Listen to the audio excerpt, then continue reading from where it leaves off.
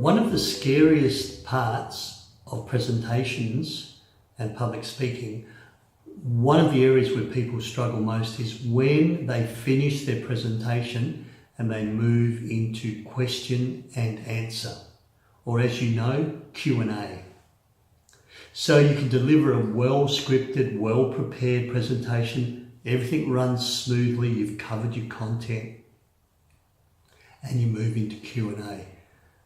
A person over here is unhappy, doesn't agree with you, asks you a left field, contentious, difficult question that you really struggle to answer. So this beautiful presentation suddenly goes downhill when you move to Q&A.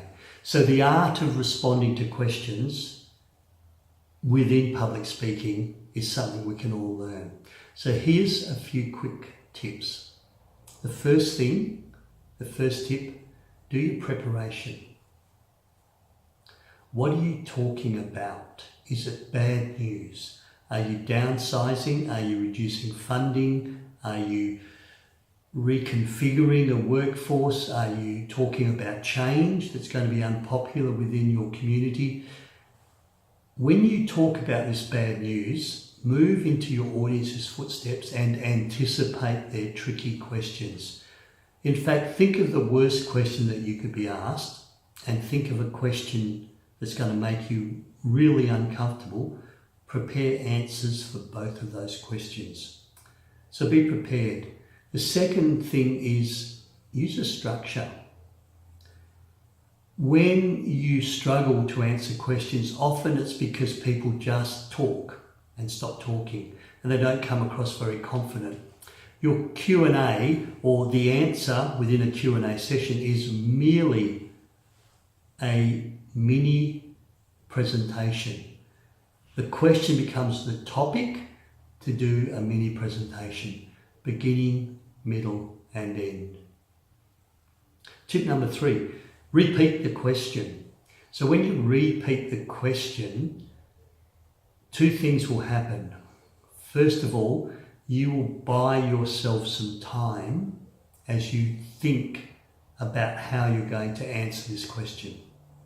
So it's just kind of resisting time pressure, resisting the need to say the first words that come to your mouth. And as you're repeating the question, you can paraphrase for clarity. What happens is you're buying time to organise your thoughts. And at the same time, the person who's asked the question, as you repeat it, they'll nod their head up and down, which gives you a good indication that you're clear of what they've asked you.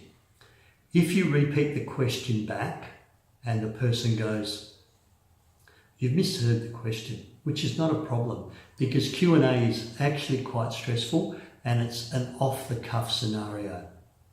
And you can ask them to repeat the question. And the final tip, have a confident, comfortable answer for when you don't know the answer. If you don't know the answer and all of a sudden you panic, you freeze, you start to stop breathing and people can clearly see that this good question has put you under stress, you'll come across less credible. Whereas if you say, "That's a really great question. I don't have that data at my fingertips, but I've got a colleague who works specifically in that area. Let me find out that answer and I'll get back to you within 24 hours. So with your public speaking and presentation skills, off-the-cuff speaking, responding to questions is a really valuable skill to have. I'm going to be running off-the-cuff, thinking and speaking off-the-cuff workshops in Karratha and in Darwin during October.